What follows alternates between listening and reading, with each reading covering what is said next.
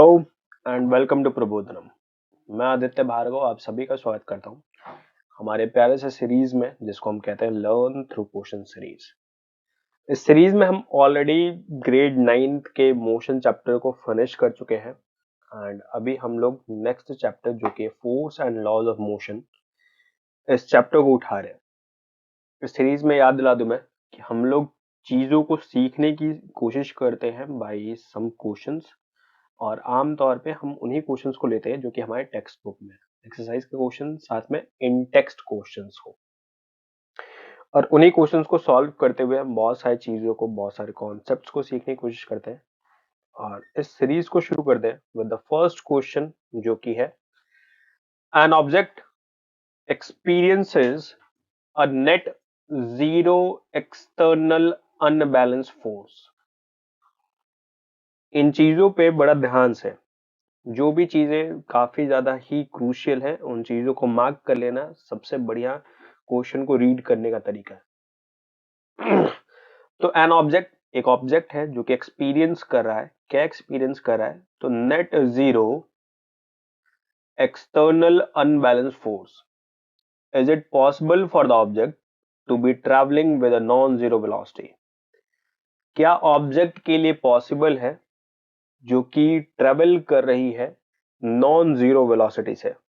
यानी एक ऑब्जेक्ट है जो कि मूव कर रही है नॉन जीरो वेलोसिटी से, मतलब वेलोसिटी जीरो नहीं है। तो क्या पॉसिबल है कि ऑब्जेक्ट मूव करे एंड उसके ऊपर कोई एक्सटर्नल अनबैलेंस फोर्स ना लग रहा हो? अगर पॉसिबल है, if yes, state the conditions that must be placed on the magnitude and direction of the velocity. अगर ये पॉसिबल है तो फिर वेलोसिटी के मैग्नीट्यूड एंड डायरेक्शन को लेकर आपको बताना है। अगर पॉसिबल नहीं है तो रीजन बताना है कि क्यों पॉसिबल नहीं है। यहां पे कुछ चीज है जैसे कि एक्सटर्नल अनबैलेंस्ड फोर्स क्या है और ये net zero external unbalance force क्या रोल प्ले करेगा अगर एक ऑब्जेक्ट के ऊपर लगे तो। और इसके लिए सबसे पहली जो चीज हमें सीखनी चाहिए वो है force.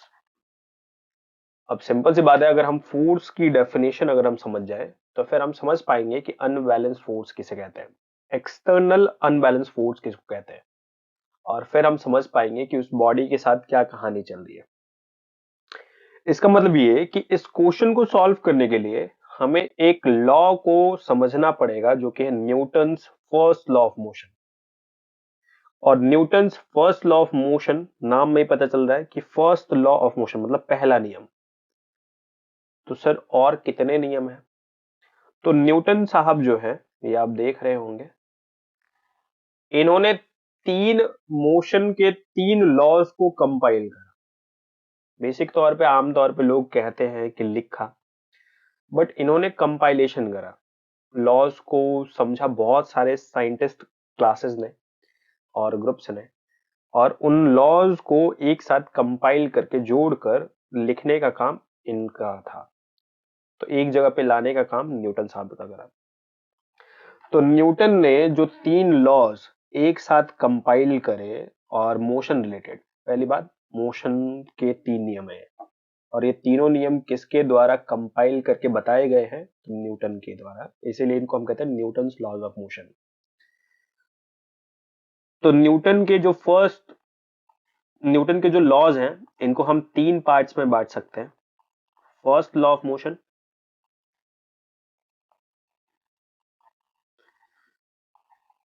Second law of motion and third law of motion. Generally आमतौर से इन लॉज को first law, second law and third law बोला जाता है, बट इनका रियल नेम जो है, फर्स्ट लॉ को लॉ ऑफ इनर्शिया कहा जाता है। इसी लॉ रिलेटेड आज हम बात करेंगे। सेकंड लॉ को action sorry real law of motion कहते हैं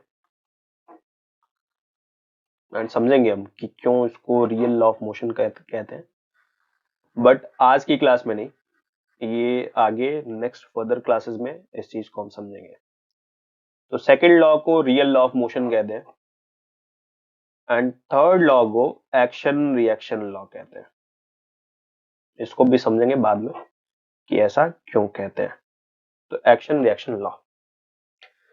तो कुल मिलाकर जो फर्स्ट क्वेश्चन हमने उठाया है उस क्वेश्चन को समझने के लिए हमें फर्स्ट लॉ ऑफ मोशन को समझना पड़ेगा, क्योंकि इसी लॉ से हमें फोर्स की डेफिनेशन समझ में आएगी, अनबैलेंस फोर्स बैलेंस फोर्स क्या होते हैं ये बात समझ में आएगी। तो अभी तक हमने क्या बात कर लिया? अभी तक हमने देखा है कि मोशन रिलेटेड 3 लॉज है। इन 3 लॉज को कंपाइल करा है न्यूटन साहब ने, सर आइजैक न्यूटन ने। एंड ये 3 लॉज को first law, second law, third law कहते हैं। फर्स्ट लॉ का जो एक क्रेडेंशियल नेमिंग जो है वो है law of inertia. Second law को रियल लॉ ऑफ मोशन कहते हैं, जबकि वही थर्ड लॉ को एक्शन रिएक्शन लॉ कहते हैं। तो स्टार्ट करते हैं हम first law of motion. First law of motion क्या कहता है, जिसको हम लोग लॉ ऑफ इनर्शिया भी कहते हैं। तो it states that every body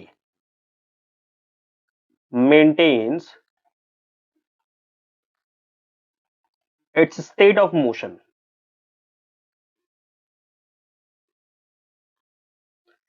until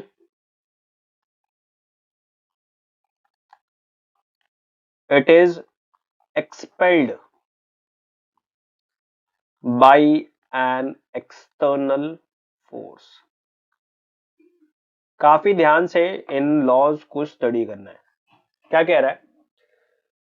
every body, her body की बात है ये। एवरी बॉडी मेंटेन्स, मेंटेन करके रखती है। क्या चीज मेंटेन करके रखती है sir? It's state of motion. हर बॉडी अपने स्टेट ऑफ मोशन को मेंटेन करके रखती है। कब तक? जब तक कि वो एक्सटर्नल फोर्स के इन्फ्लुएंस में ना आए, जब तक कि वो एक्सपेल ना करे बाय एन एक्सटर्नल फोर्स। यानी जब तक एक्सटर्नल फोर्स नहीं लगेगा तब तक वो अपने स्टेट ऑफ मोशन को मेंटेन करके रखेगी। ध्यान से, जब तक कि किसी भी बॉडी के ऊपर एक एक्सटर्नल फोर्स नहीं लगेगा तब तक वो बॉडी अपने स्टेट ऑफ मोशन को मेंटेन करके रखेगी। सर स्टेट ऑफ मोशन का क्या मतलब है? मतलब मोशन की स्थिति।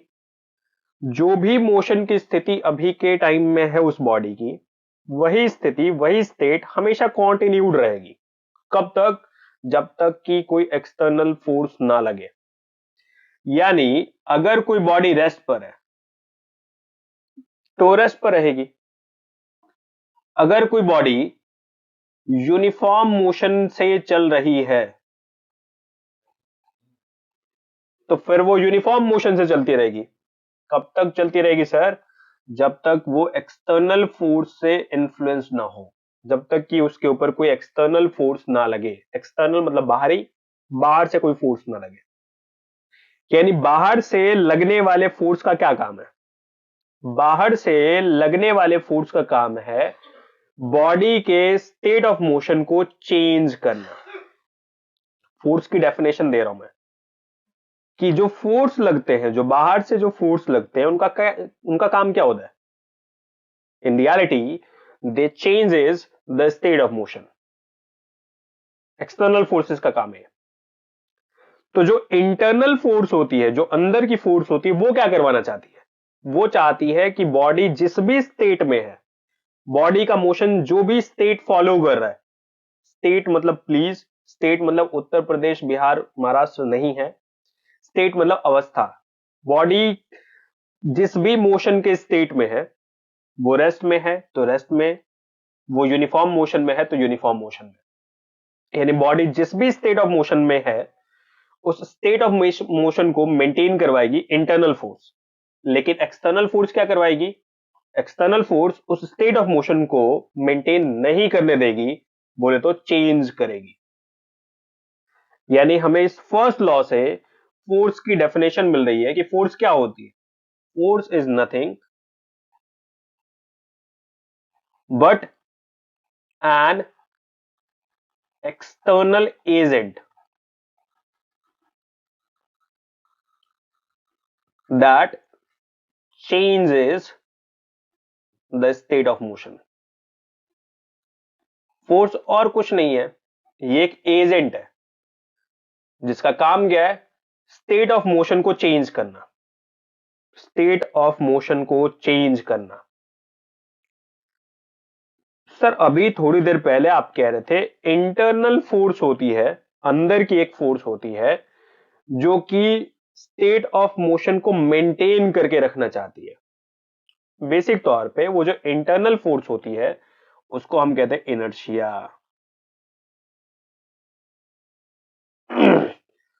और ये जो इंटरनल फोर्स है वो और कुछ नहीं है, प्रॉपर्टी ऑफ द बॉडी है, inherent property of the body.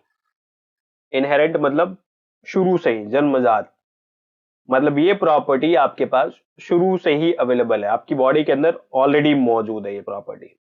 इसका काम क्या है, इस इनर्शिया जो कि इंटरनल फोर्स कह सकता हूं मैं या प्रॉपर्टी कह सकता हूं मैं, इस इनर्शिया का काम क्या है, इसका काम है आपके स्टेट ऑफ मोशन को मेंटेन करवा के रखना। ध्यान से, पहला लॉ क्या कहता है, पहला लॉ कहता है कि every body maintains its state of motion. हर बॉडी अपने स्टेट ऑफ मोशन को मेंटेन करके रखती है।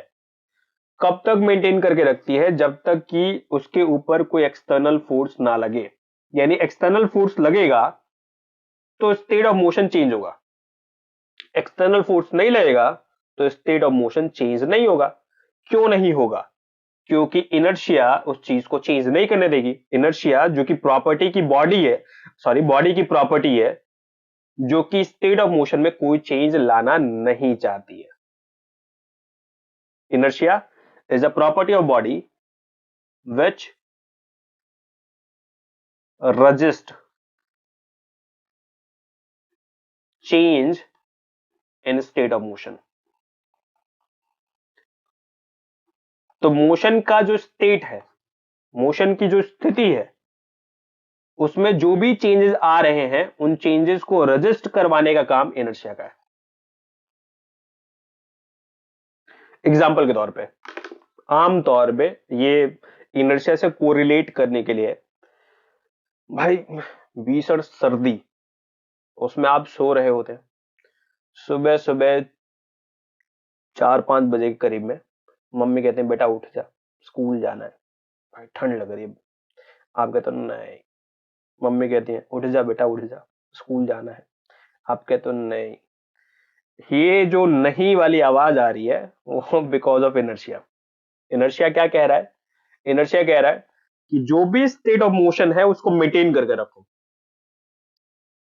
सर इसको तो आलसपन कहेंगे, हाँ हाँ हाँ, अभी आप इसको आलसपन ही कहोगे, बट ये इनर्शिया अंदर की प्रॉपर्टी आवाज दे रही है कि ए भाई तू जिस भी स्थिति में है, जो भी कंडीशन है दे रही है, उसी कंडीशन में मेंटेन रहे, जो भी स्टेट ऑफ मोशन है दे रहा वो मेंटेन करके रख। आपने कहा नहीं, फिर उधर से पापा की चप्पल आती है।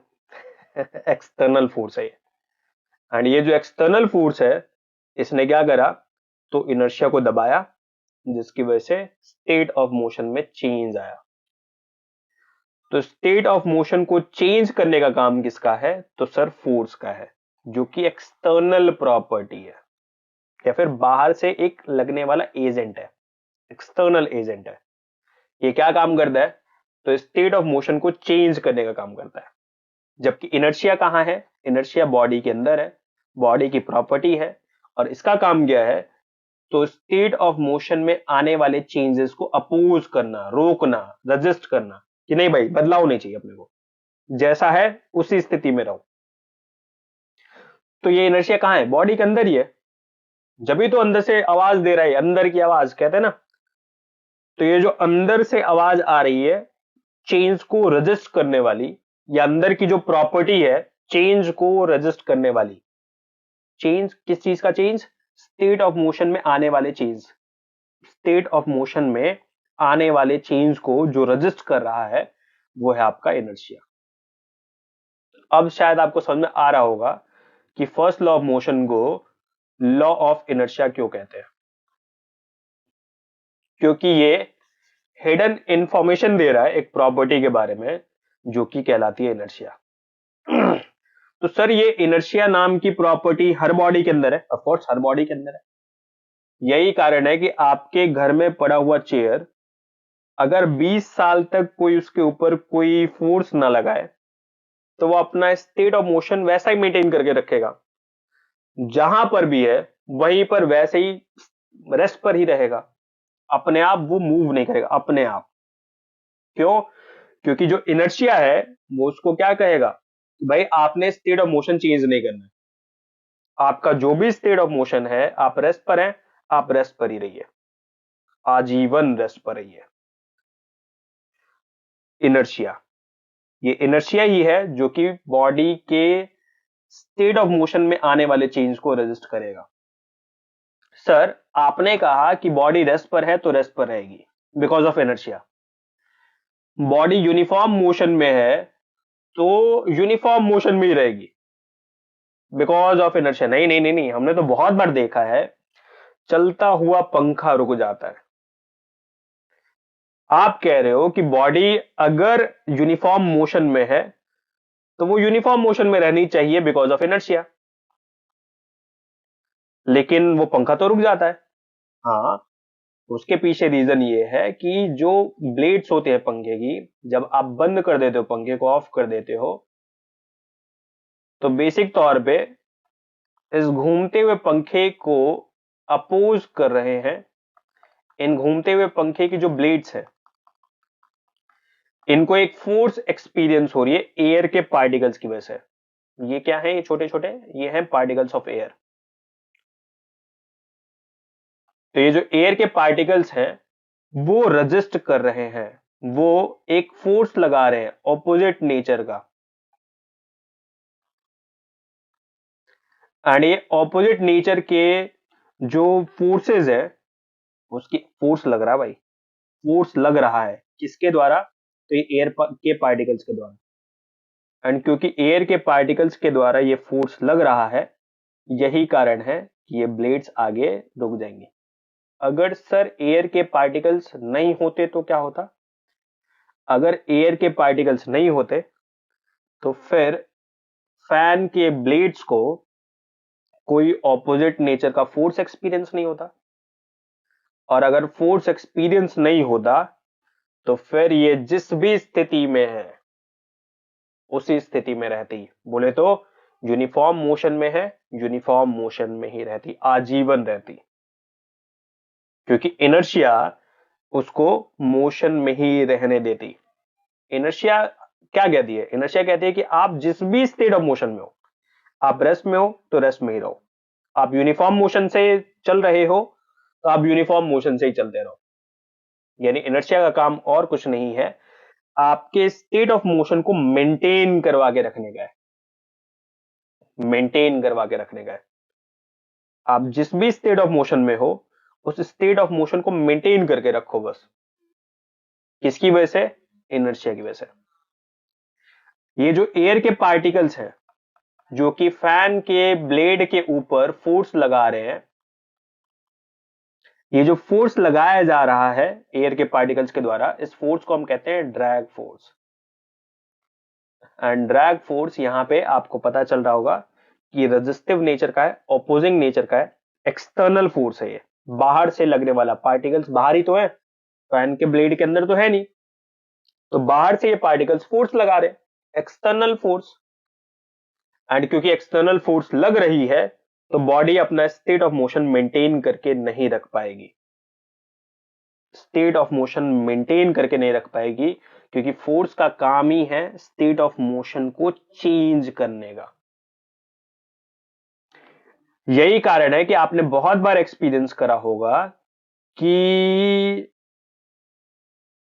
बॉल, जब आप बॉल को रोल करते हैं तो ये बॉल चलती रहती है एंड फाइनली एक जगह पे आगे रुक जाती है। सर ये बॉल क्यों रुक रही है?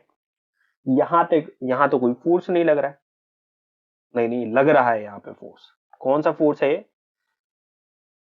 तो फ्रिक्शन फोर्स है ये। तो ग्राउंड जो है बॉल के ऊपर एक फोर्स लगा रहा है। कौन सा फोर्स लगा रहा है? फ्रिक्शन फोर्स लगा रहा है। आपको दिखाई नहीं दे रहा बस। एंड क्योंकि ये फोर्स लग रहा है, इसी की वजह से ये बॉल अपना स्टेट ऑफ मोशन मेंटेन नहीं कर पाएगी। इनर्शिया तो चाह रही है कि स्टेट ऑफ मोशन मेंटेन रहे, लेकिन फ्रिक्शन एक एक्सटर्नल फोर्स है जो कि उसके स्टेट ऑफ मोशन को मेंटेन करके नहीं रखने देगा, चेंज करवाएगा। एक्सटर्नल फोर्स ये क्या काम करते हैं? ये स्टेट ऑफ मोशन में चेंज लाने का काम करते हैं। तो फोर्सेस क्या होती है? फोर्सेस और कुछ नहीं होती सर, एक्सटर्नल एजेंट्स होते हैं जो कि स्टेट ऑफ मोशन में चेंज लाने का काम करते हैं। जबकि इनर्शिया क्या होती है? इनर्शिया एक इनहेरेंट बॉडी की प्रॉपर्टी है जो कि स्टेट ऑफ मोशन में आने वाले चेंज को रेजिस्ट करता है। रेजिस्ट मतलब रोकता है। किस चीज को रोकता है? तो चेंज को रोकता है। स्टेट ऑफ मोशन में जो भी चेंजेस आ रहे हैं उन चेंजेस को रेजिस्ट करने का काम करता है, रोकने का काम करता है इनर्शिया। ऑफ कोर्स ये बात समझ में आ रही होगी। अगर इनर्शिया की वैल्यू ज्यादा है, आप जो फोर्स लगा रहे हैं वो कम है, एक्सटर्नल फोर्स जो बॉडी को एक्सपीरियंस हो रही है वो कम है, तो बॉडी अपना स्टेट ऑफ मोशन नहीं चेंज करेगी। लेकिन आपने जो एक्सटर्नल फोर्स लगाया बॉडी के ऊपर वो ज्यादा है, इनर्शिया की वैल्यू कम है, फोर्स ज्यादा है, एक्सटर्नल फोर्स की वैल्यू ज्यादा है, तो बॉडी को अपना स्टेट ऑफ मोशन चेंज करना पड़ेगा। तो फोर्स क्या काम करता है? बॉडी के स्टेट ऑफ मोशन को चेंज करता है। इनर्शिया क्या काम करता है? बॉडी के स्टेट ऑफ मोशन को मेंटेन करके रखने में मदद करता है। तो ये चाहता है कि जैसी स्थिति है बॉडी की वैसी स्थिति बनी रहे, लेकिन ये चाहता है कि भाई स्थिति बदल के रहूंगा मैं। ये एक्सटर्नल नेचर है, जबकि ये इनहेरेंट प्रॉपर्टी है, अंदर की प्रॉपर्टी, अंदर का नेचर है, अंदर की प्रॉपर्टी है।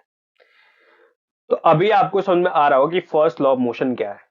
फर्स्ट लॉ ऑफ मोशन कहता है कि बॉडी अपने स्टेट ऑफ मोशन को मेंटेन करके रखेगी। कब तक? जब तक कि उसको एक्सटर्नल फोर्स एक्सपीरियंस ना हो। सवाल आया कि कोई भी बॉडी अपना स्टेट ऑफ मोशन क्यों मेंटेन करके रखेगी? तो because of inertia. Her body के अंदर इनर्शिया है, इसी इनर्शिया की वजह से बॉडीज अपना स्टेट ऑफ मोशन मेंटेन करके रखती हैं।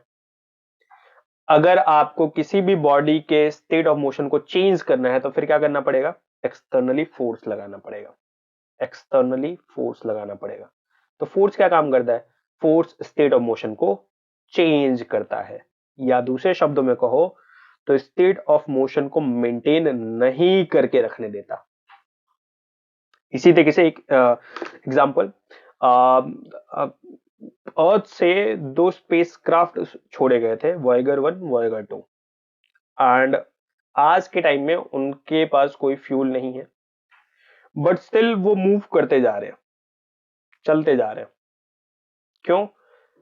क्योंकि बॉडी जिस भी स्टेट ऑफ मोशन में है उसी स्टेट ऑफ मोशन में चलती रहेगी, एंड वो इंटरस्टेलर स्पेस में उनको कोई फोर्स एक्सपीरियंस नहीं हो रही है।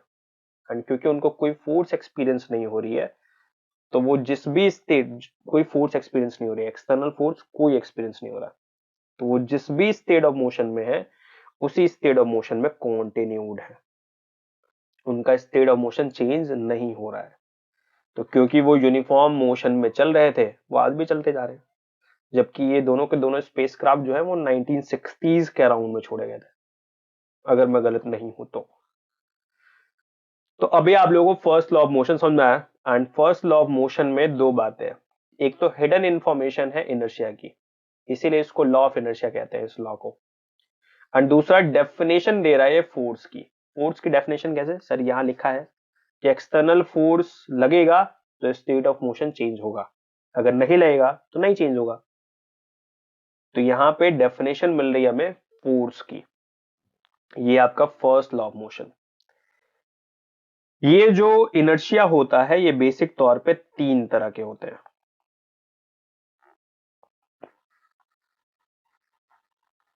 या आप इनको तीन पार्ट्स में कैटेगराइज कर सकते हो। Inertia of rest, inertia of motion,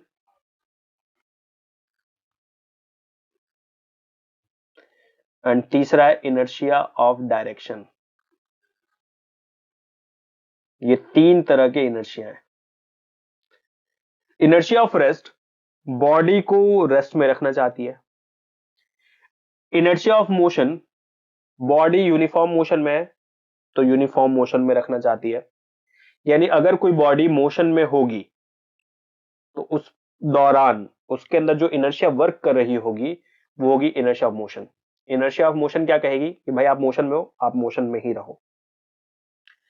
inertia of direction, किसी भी बॉडी को उसके सेम पर्टिकुलर डायरेक्शन में मेंटेन करके रखना चाहती है। यानी अगर आपकी बॉल ऐसे चल रही है तो इसी डायरेक्शन में चलेगी, अपने आप ये अपना डायरेक्शन बदलेगी। अपने आप ये बॉल अपना डायरेक्शन नहीं बदलेगी। क्यों? क्योंकि इनर्शिया ऑफ डायरेक्शन इसको सेम पर्टिकुलर डायरेक्शन में मेंटेन करके रखवा रहा है। तो इनर्शिया ऑफ डायरेक्शन का काम क्या है? बॉडीज को एक ही डायरेक्शन में रखने का। इनर्शिया ऑफ मोशन का क्या काम है? तो बॉडी को मोशन में रखने का। एंड इनर्शिया ऑफ रेस्ट का क्या काम है? तो बॉडी रेस्ट पर है तो रेस्ट पे रखने का। ये तीन तरह की इनर्शिया है। एंड इनर्शिया जो होती है ये मास डिपेंडेंट प्रॉपर्टी होती है। आपने बहुत बार नोटिस करा होगा कि एक एलिफेंट ये रहा हमारे पास, एंड लेट अस सपोज एक मान लेते हैं कि इस एलिफेंट का मास है 1000 kg, मान लेते हैं ऐसा। एंड ये एक बॉडी है 2 kg का, दोनों ही रेस्ट पर है। अगर मैं आपसे पूछूं कि किसके स्टेट ऑफ मोशन को चेंज करने के लिए आपको ज्यादा फोर्स लगाना पड़ेगा, तो आप ऑफ कोर्स बोलोगे कि ज्यादा फोर्स हमें एलिफेंट को के स्टेट ऑफ मोशन को चेंज करने के लिए लगाना पड़ेगा, जबकि इस बॉडी के स्टेट ऑफ मोशन को चेंज करने के लिए हमें ज्यादा फोर्स नहीं लगाना पड़ेगा। इसका मतलब ये कि इसका मास कम है तो इसके अंदर इनर्शिया कम है। एंड अगर इसके अंदर इनर्शिया कम है, कम अकड़ है ना भाई, एंड अगर कम अकड़ है तो आप हल्का सा फोर्स लगा के भी इसकी अकड़ तोड़ सकते हो। बट मास ज्यादा तो इनर्शिया ज्यादा, एंड इनर्शिया ज्यादा तो अकड़ ज्यादा। इसका मतलब ये कि इसकी अकड़ तोड़ने के लिए आपको ज्यादा एक्सटर्नल फोर्स लगाना पड़ेगा। यानी मास एंड इनर्शिया के बीच क्या रिलेशन है? तो दे आर डायरेक्टली प्रोपोर्शनल। मास बढ़ेगा तो इनर्शिया बढ़ेगा, मास कम होगा तो इनर्शिया उस बॉडी के अंदर कम होगी। तो ये बॉडी आप देख रहे हैं जिसका मास 2 kg है, तो इसके स्टेट ऑफ मोशन को चेंज करने के लिए आपको कम फोर्स लगाना पड़ेगा। क्यों? क्योंकि इसके अंदर इनर्शिया कम है। ऑफ कोर्स आपको ये बात तो अब समझ में आ ही चुकी होगी अभी तक कि आप जो एक्सटर्नल फोर्स लगाएंगे, ये फोर्स इनर्शिया से ज्यादा होगा तो क्या होगा? तो स्टेट ऑफ मोशन में चेंज आएगा, change in state of motion. वही अगर फोर्स की वैल्यू कम होगी कंपेयर टू इनर्शिया, तो फिर स्टेट ऑफ मोशन में चेंज नहीं आएगा, change in state of motion ये नहीं होगा। साफ सीधी बात है। तो स्टेट ऑफ मोशन को अगर चेंज करना है तो जो आप एक्सटर्नल फोर्स लगा रहे हैं वो इनर्शिया से ज्यादा होना ही चाहिए। Of course state of motion change करना है तो फिर आप जो फोर्स लगा रहे हैं, एक्सटर्नल फोर्स जो होगा वो आपके इनर्शिया से ज्यादा होना चाहिए। तो हमने सबसे पहले क्या देखा कि फर्स्ट लॉ ऑफ मोशन क्या है। उस फर्स्ट लॉ ऑफ मोशन में हमें जो हिडन इंफॉर्मेशन मिली है वो इनर्शिया की मिली है, डेफिनेशन मिली है फोर्स की। फिर हमने जाना कि इनर्शिया कितने टाइप के होते हैं। तो सर इनर्शिया 3 तरह के होते हैं। इनर्शिया ऑफ रेस्ट जो बॉडी को रेस्ट में रखने का काम करती है, इनर्शिया ऑफ मोशन जो बॉडी को मोशन में रखने का काम करती है यूनिफॉर्म मोशन में, एंड इनर्शिया ऑफ डायरेक्शन जो बॉडी को पर्टिकुलर डायरेक्शन में रखने का काम करती है। फिर हमने जाना कि मास एंड इनर्शिया के बीच क्या रिलेशन है। तो मास एंड इनर्शिया बेसिक तौर पे डायरेक्टली प्रोपोर्शनल रिलेशन है दोनों का। तो अगर मास ज्यादा होगा तो बॉडी के अंदर इनर्शिया ज्यादा होगी, एंड अगर इनर्शिया ज्यादा होगी तो ऑफ कोर्स उसको मूव कराने के लिए, सॉरी, उसके स्टेट ऑफ मोशन को चेंज कराने के लिए आपको ज्यादा फोर्स लगाना पड़ेगा। वही जिस बॉडी का मास कम होगा तो उसका इनर्शिया कम होगा, एंड अगर उसका इनर्शिया भी कम है, उसका इनर्शिया कम है, तो फिर आपको उस बॉडी का स्पीड ऑफ मोशन चेंज करने के लिए आपको कम फोर्स लगाना पड़ेगा। आपको ये बातें समझ में आ रही होंगी। इसी तरीके से आपको यहां पे एक बात समझ में आनी चाहिए कि लेट अस सपोज ये अर्थ है एंड ये एप्पल है। कॉमन सा सिनेरियो, भाई एप्पल अर्थ की तरफ नीचे जाती है, जबकि अर्थ एप्पल की तरफ ऊपर नहीं जाती है। वाई? भाई एप्पल अर्थ पे आ रही है बिकॉज ऑफ ग्रेविटेशनल फोर्स, लेकिन अर्थ एप्पल की तरफ नहीं जा रही है, जबकि दोनों एक दूसरे के ऊपर इक्वल अमाउंट ऑफ फोर्स लगा रहे हैं। ये हम सीखेंगे लॉ नंबर 3 में। बट अभी के लिए आपको ये ध्यान रखना है कि दोनों बॉडीज एक दूसरे के ऊपर सेम अमाउंट ऑफ फोर्स लगा रहे हैं। बट ये जो एप्पल है, ये एप्पल जो है ये नीचे आ रहा है, बट ये अर्थ ऊपर नहीं जा रही है। Why? Because earth has very huge mass compare to apple. तो एप्पल के मुकाबले अर्थ के अंदर इनर्शिया आकड़ ज्यादा है, और जितना फोर्स ये दोनों एक दूसरे के ऊपर लगा रहे हैं वो उतना ज्यादा सफिशिएंट नहीं है। तो अर्थ मूव करके ऊपर नहीं जा रही है, जबकि एप्पल नीचे की तरफ मूव कर रही है। इनर्शिया, मास ज्यादा, इनर्शिया ज्यादा, एंड अगर इनर्शिया ज्यादा है तो फिर आपको ज्यादा फोर्स लगाना पड़ेगा उसके स्टेट ऑफ मोशन को चेंज करने के लिए। इनर्शिया कम है तो आप कम फोर्स लगा के भी स्टेट ऑफ मोशन को चेंज कर सकते हैं। अब आते हैं अपने सवाल पे जो कि था N object experiences a net zero. ध्यान से देखने वाली बात है, नेट का मतलब है resultant. Resultant zero external unbalanced force. Sir external समझ में आ गया, फोर्स समझ में आ गया, ये अनबैलेंस्ड फोर्स क्या होता है? और उसके लिए हमें समझना पड़ेगा कि हम फोर्सेस को दो पार्ट्स में कैटेगराइज कर सकते हैं। जितने भी फोर्स सिस्टम्स होते हैं, फोर्स सिस्टम्स का मतलब है एक फोर्स, दो फोर्स, मतलब number of forces acting on a body. एक बॉडी पे जितने भी फोर्सेस एक्ट कर रहे हैं उन सबको एक साथ फोर्स सिस्टम्स बोलेंगे। हो सकता है किसी बॉडी के ऊपर एक ही फोर्स लग रही हो सकता है किसी बॉडी पे तीन चार फोर्सेस लग रहे होंगे, तो उन सबको एक साथ मिलाकर हम लोग फोर्स सिस्टम बोलेंगे। तो ये जो फोर्स सिस्टम्स होते हैं इनको हम दो पार्ट्स में बांट सकते हैं, कैटेगराइज कर सकते हैं। बैलेंस्ड फोर्स सिस्टम्स एंड दूसरा अनबैलेंस्ड फोर्स सिस्टम्स या अनबैलेंस्ड फोर्स या फोर्सेस। तो अगर एक बॉडी के ऊपर फोर्सेस इस तरीके से लग रही हैं कि वो फोर्सेस मिलकर एक दूसरे के इंपैक्ट को, एक दूसरे के प्रभाव को डिमिनिश कर दें, खत्म कर दें, तब हम कहते हैं कि वो दोनों के दोनों फोर्सेस बैलेंस्ड फोर्स सिस्टम बना रही है। एग्जाम्पल के तौर पे मान लेते हैं F1 ये भी 100 न्यूटन का है, F2 ये भी 100 न्यूटन का है।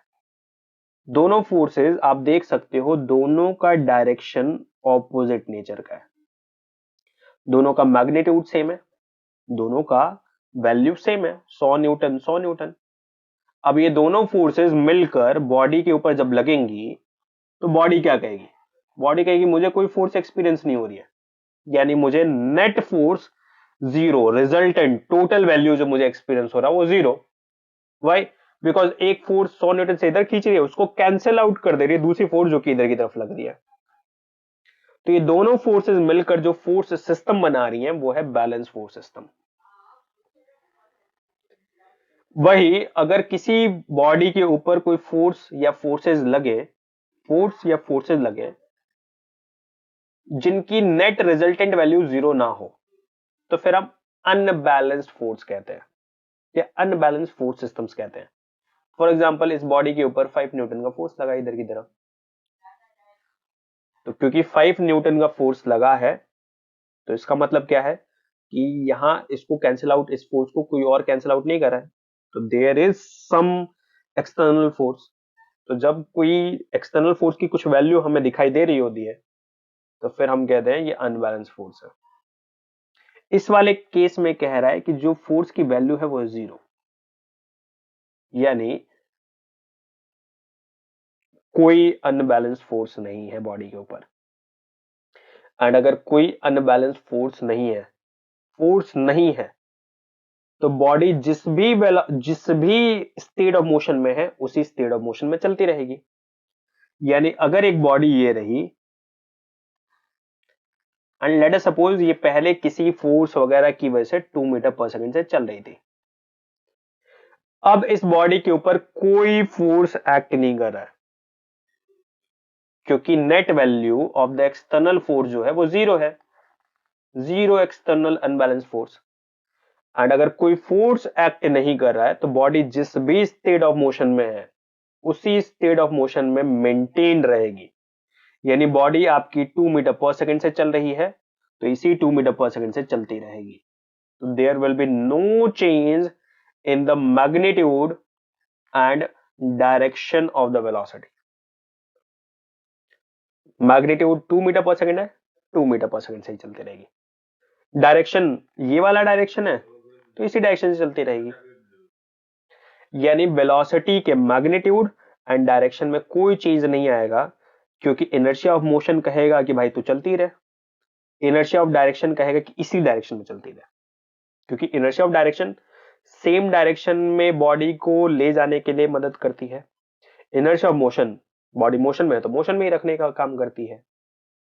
तो यहां दो इनर्शियाज वर्क करेंगे, फोर्स है नहीं तो इनर्शिया को ओवरकम कौन करेगा, इनर्शिया को खत्म कौन करेगा, कोई भी नहीं करेगा।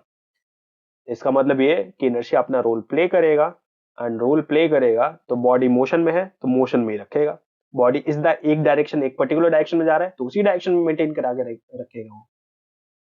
तो हमसे क्या पूछ रहा था कि is it possible for the object to be travelling with a non zero velocity, क्या ये पॉसिबल है कि बॉडी नॉन जीरो वेलोसिटी से मूव करता रहे? ऑफ कोर्स पॉसिबल है।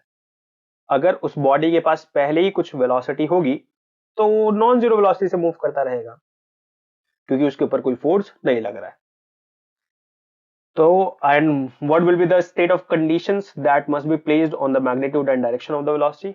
तो मैग्नीट्यूड एंड डायरेक्शन में, वेलोसिटी के मैग्नीट्यूड एंड डायरेक्शन में कोई चेंज नहीं आएगा। There will be no change on the magnitude and direction of the velocity. The same magnitude, the same direction of the velocity will be maintained forever until it is expelled by an external force, जब तक कि उसके ऊपर कोई external force ना लगे। And साफ कह रहा है कि यहां कोई एक्सटर्नल फोर्स नहीं लग रहा है।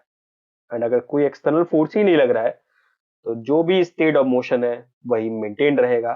बॉडी अगर इनिशियली 2 मीटर पर सेकंड से चल रही थी तो उसी 2 मीटर पर सेकंड से चलती रहेगी फॉर एवर, हमेशा चलती रहेगी।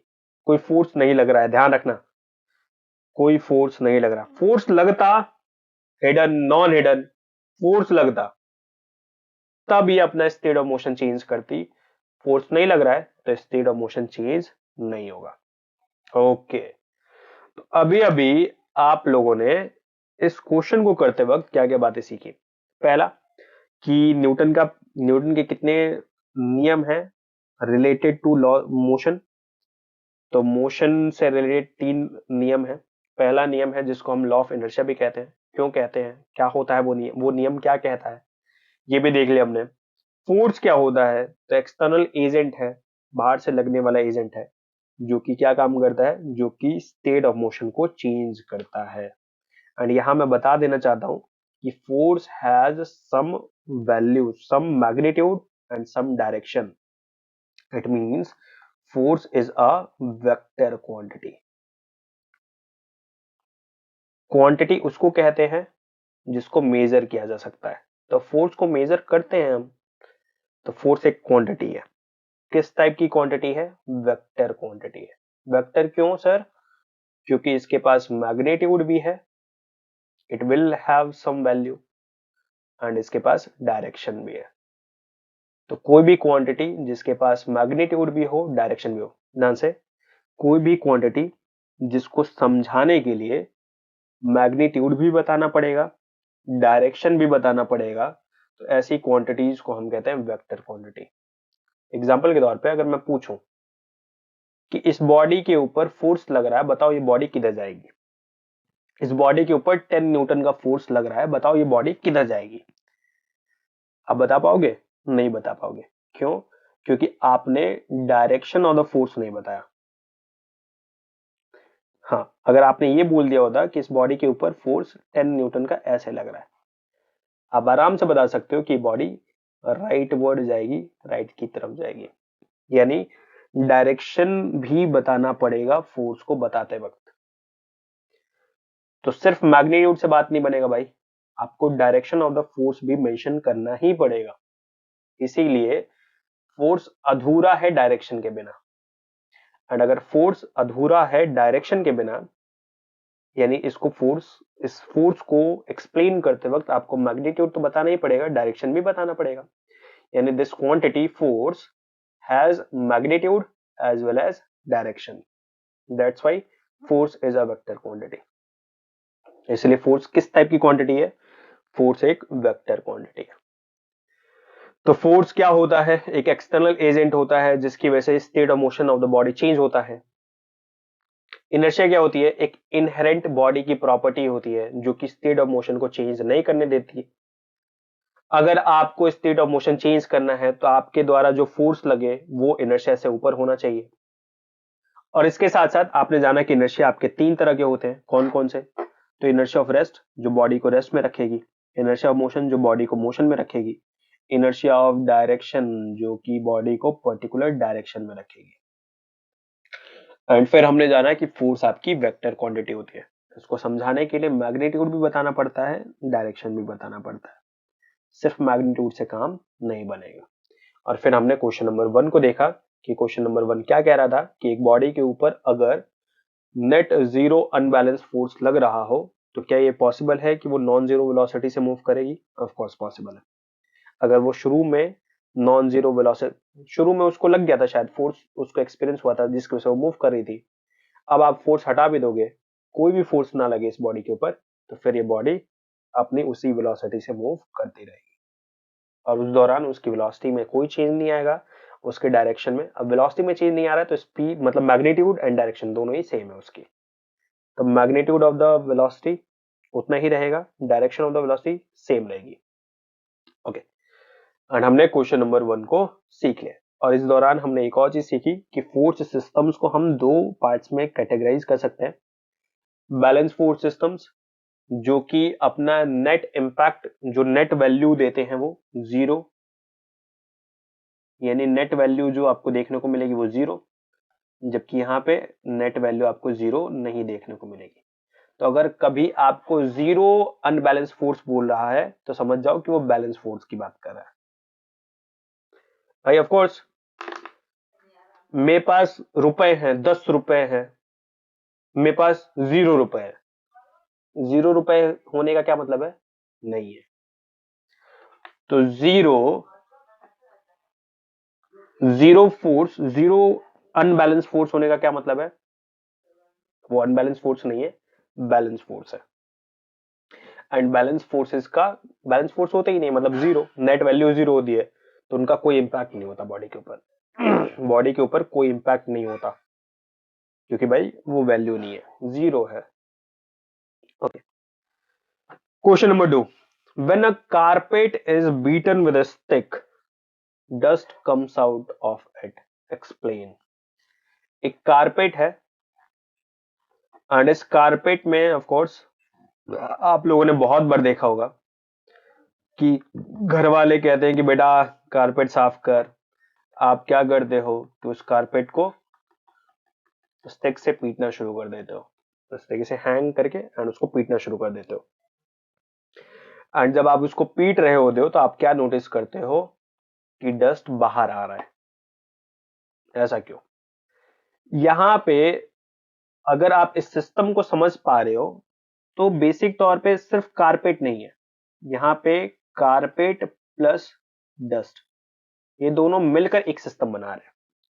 तो ये कारपेट है एंड ये डस्ट पार्टिकल्स हैं। डस्ट पार्टिकल्स कारपेट में हैं बट उससे परमानेंटली जुड़े हुए नहीं है। तो जब आप स्टिक से इसकी पिटाई करते हो, इस कारपेट की पिटाई करते हो, तो होता क्या है, कारपेट के जो पार्टिकल्स है वो स्टिक क्या कर रही है भाई, जब आप पीट रहे हो तो फोर्स लगा रहे हो अपने स्टिक की मदद से। तो फोर्स लगाने की वजह से आपने क्या करा, इसके ऊपर फोर्स लगाया, तो कारपेट तो पीछे हो गया। लेकिन ये जो डस्ट पार्टिकल्स है इनको तो कोई फोर्स एक्सपीरियंस नहीं हो रहा ना। तो डस्ट पार्टिकल्स का जो इनर्शिया ऑफ रेस्ट है वो क्या कहेगा कि भाई आप लोग रेस्ट पर हो तो रेस्ट पर ही रहो। तो कारपेट तो पीछे हो गया,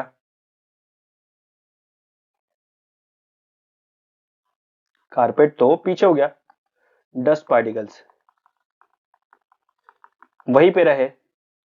कारपेट पीछे क्यों हो गया सर, क्योंकि कारपेट के ऊपर लगी थी फोर्स। ये फोर्स किसने लगाया, आपने लगाया स्टिक की मदद से। तो आपने स्टिक की मदद से क्या करा, फोर्स लगाया, तो कारपेट पीछे हो गई, डस्ट पार्टिकल्स वहीं पे रहे।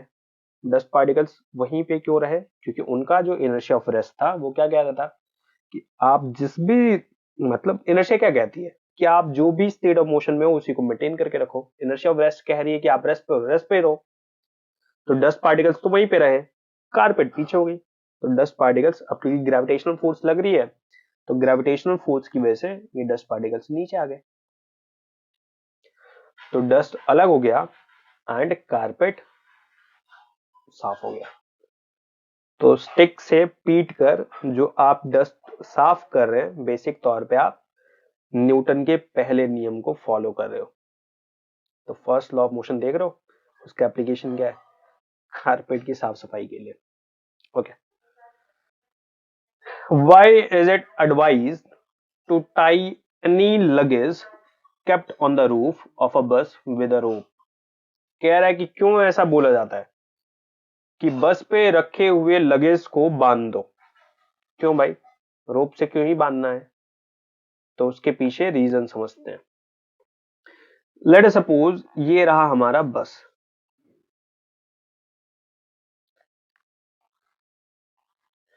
एंड इस बस के ऊपर है, मान लेते हैं ये लगेज।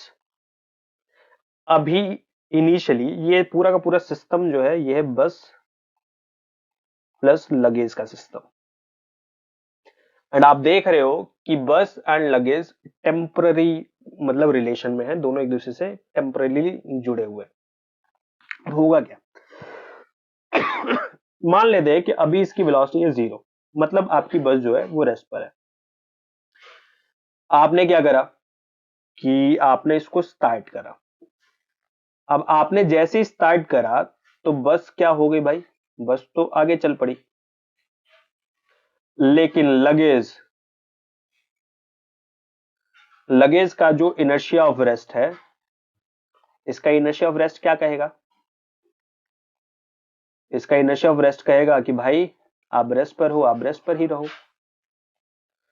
लेकिन बस तो इंजन के फोर्स की वजह से आगे चल पड़ी है, ये यहीं पे रहेगा। एंड अगर ये यहीं पे रहेगा तो ग्रेविटेशन की वजह से ये नीचे गिर जाएगा। तो हम क्या नोटिस करेंगे कि अगर बस अचानक से चले तो फिर ये लगेज जो है वो तो वहीं पे रहेगा ना, तो बस तो आगे निकल पड़ी, इनर्शिया ऑफ रेस्ट इसको यहीं पे रख रही है, जिसकी वजह से ये नीचे गिर जाएगी। लेट अस सपोज कि ये बस ऑलरेडी चल रही होती, मान लेते हैं कि बस ऑलरेडी चल ही रही होती, इनिशियली इसके पास कोई वैल्यू है, मतलब इनिशियल वेलोसिटी 0 नहीं है, बस चल रही होती। और होता क्या कि अचानक से बस वाला क्या करता कि ब्रेक मारता। अब क्योंकि लगेज जो है ये टाइड नहीं है, बंधा हुआ नहीं है, तो अभी क्योंकि बस चल रही है, साथ में बस के साथ लगेज भी है, तो लगेज भी चल ही रहा है। तो अभी इस पे कौन सा इनर्शिया वर्क कर रहा है, inertia of motion. Inertia of motion कह रहा है कि भाई तू मूव कर रहा है तो मूव करते रहे। लेकिन बस को तो आपने रोक दिया ब्रेक मार के, ये तो रोक दिया आपने। इस पे जो इनर्शिया ऑफ मोशन है इसको मोशन में ही रखेगा।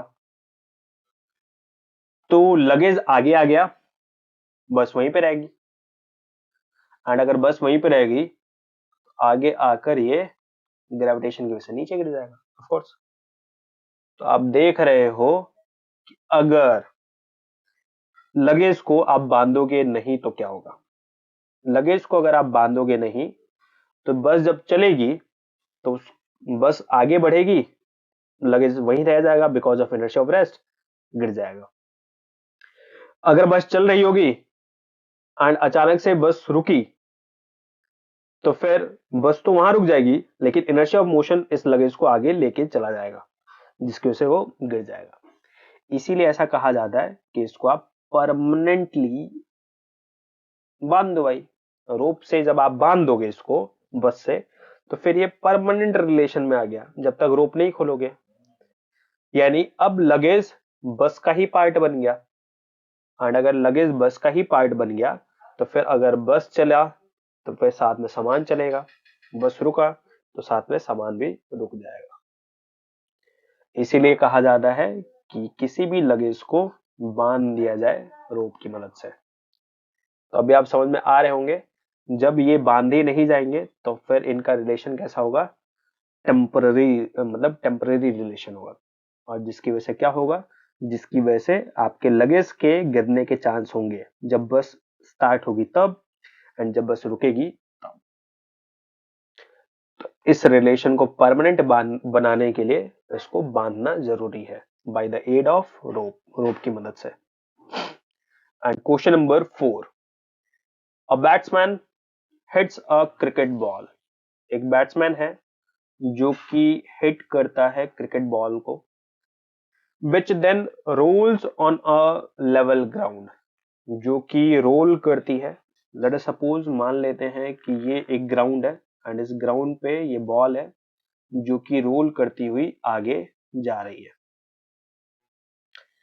After covering a short distance the ball comes to rest. कुछ डिस्टेंस को कवर करने के बाद ये बॉल रुक जाती है। क्यों रुक जाती होगी सर? लॉ ऑफ इनर्शिया कहता है कि ये बॉडी, कोई भी बॉडी जिस भी स्टेट ऑफ मोशन में, उसी स्टेट ऑफ मोशन में रहना चाहिए। ये बॉल मूव करिए तो इस बॉल को मूव करते रहना चाहिए, तो रुक क्यों नहीं? पूरी बात अगर हम करें तो लॉ ऑफ इनर्शिया कहता है कि बॉडी अपने स्टेट ऑफ मोशन को मेंटेन करके रखेगी। कब तक? जब तक कि उसके ऊपर कोई एक्सटर्नल फोर्स ना लगे। एंड अगर कोई बॉडी अपने स्टेट ऑफ मोशन को चेंज कर रही है तो जरूर उसके ऊपर कोई एक्सटर्नल फोर्स लगा होगा। तो कह रहा है कि the ball comes to rest, यानी मोशन से रेस्ट में आ गई भाई। एंड अगर ये मोशन से रेस्ट में आ गई है, इसका मतलब कि इसने अपने स्टेट ऑफ मोशन को चेंज कर दिया। The ball slows to stop because, क्यों भाई? क्यों? Because there is some force of opposing nature, nature उसका ऑपोजिट है तभी तो वो रोक रहा है। तो there is a force on the ball opposing the motion. आसान सा। तो ये 4 ऑप्शन थे, उन 4 ऑप्शन में ऑप्शन नंबर सी बिल्कुल सही है।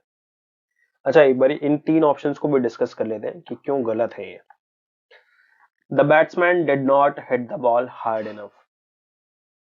अगर बैट्समैन ने बॉल को ज्यादा हार्डली हिट नहीं करा है, अगर ऑपोजिंग फोर्स नहीं होती, अगर ऑपोजिंग फोर्स नहीं होती तो बॉल के पास जो भी वेलोसिटी होती, 0.0000001 मीटर पर सेकंड भी होती, तो उसी वेलोसिटी से मूव करती हुई जाती, क्योंकि कोई ऑपोजिंग फोर्स नहीं है तो उसी मोशन को मेंटेन करके रखेगी because of inertia of motion. तो बैट्समैन उस बॉल को धीरे हिट करे, तेज हिट करे, उससे कोई फर्क नहीं पड़ता। तेज हिट करता तो भी बॉल मूव करती रहती, धीरे हिट करता तो भी बॉल मूव करती रहती, आजीवन मूव करती रहती, अगर उसके ऊपर कोई फोर्स, अगर उसके ऊपर कोई फोर्स नहीं लगता तो। दूसरी चीज, तो ये ऑप्शन तो गलत हो गया कि हार्डली हिट हिट करे या फिर नॉन हार्डली हिट करे, उससे कोई फर्क नहीं पड़ता है। Velocity is proportional to force exerted on the ball, यानी जितना ज्यादा फोर्स उतनी ज्यादा वेलोसिटी। तो यानी फोर्स कम लगाया तो कम वेलोसिटी, हाँ तो वो तो मूव करती रहेगी ना भाई, रुकने का क्या सवाल है, रुक रही है, क्यों रुक रही है?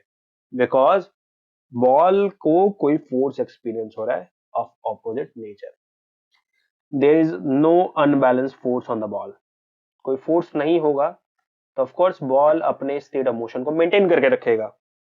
फर्स्ट लॉ यही तो कह रहा है कि अगर फोर्स नहीं लगा तो बॉडी अपना स्टेट ऑफ मोशन मेंटेन करेगी, फोर्स लगा तो फिर स्टेट ऑफ मोशन चेंज करेगी।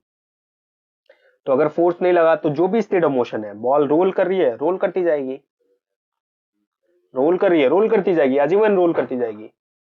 तो फोर्स नहीं है तो रोल करती रहनी चाहिए, फोर्स है यहाँ पे, एंड वो फोर्स ऑपोजिट नेचर का फ्रिक्शन फोर्स है, इसी फोर्स की वजह से ये बॉल आगे जाके रुक गई। तो आई होप आप लोगों को ये सारे के सारे क्वेश्चंस, 4 क्वेश्चंस थे, एंड ये चारों के चारों क्वेश्चन आप लोगों को समझ में आ रहे होंगे। एंड कोई भी डाउट्स हो तो प्लीज आप आसानी से और फ्रीली आस्क करो भाई, ऑल द वे आपके नॉलेज की रहिए, एंड नॉलेज सबसे बड़ी इन्वेस्टमेंट मानी जाती है। ऑफ कोर्स भाई हो सकता है पूरी दुनिया आपके अगेंस्ट चली जाए, पूरी दुनिया आपके साथ ना दे, बट आपकी नॉलेज हमेशा आपके साथ देगी, हमेशा आपके साथ रहेगी। तो इसीलिए नॉलेज को इन्वेस्ट, मतलब नॉलेज में इन्वेस्टमेंट करो यार, मतलब अपने आप को नॉलेजेबल बनाओ, ठीक है। एंड इसी होप के साथ कि आप लोग भाई अच्छा पढ़ोगे, अपन इस टॉपिक को अभी एंड करते हैं, मिलेंगे अगले से अगली क्लास में with some more questions, and उससे कुछ चीजों को सीखने की कोशिश करेंगे। तब तक के लिए टाटा बाय बाय। पसंद आए वीडियोस तो लाइक करो, शेयर करो, कमेंट करो, एंड क्वेश्चंस में डाउट हो तो उसको भी पूछो थ्रू कमेंट्स, आप पूछ सकते हो आराम से। ओके, चलो तब तक के लिए tata bye bye, thank you.